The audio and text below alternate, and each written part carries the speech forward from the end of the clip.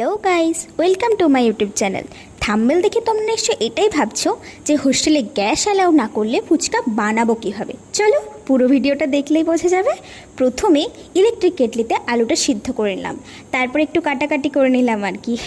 এবার আলুটা ম্যাশ করে নিয়েছি, এর মধ্যে পেঁয়াজ কুচি, ভেজানো ছোলার মটর, কুচনো শসা, কুচনো কাঁচা লঙ্কা, একটুখানি লেবুর রস, লবণ স্বাদ অনুযায়ী, ফ্লেভারের জন্য অল্প বিট লবণ, আর মন ভরে সবশেষে চানাচুর দিয়ে দিলাম।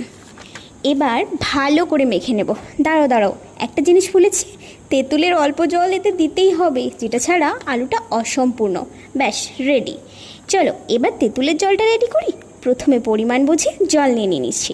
এবার গোটা পাতিলেবুর রস এর মধ্যে দেব, তারপর পরিমাণ মতো লবণ, বিট লবণ আর একটু আগে থেকে ভিজিয়ে রাখা তেঁতুলের জলটা দিয়ে দেব।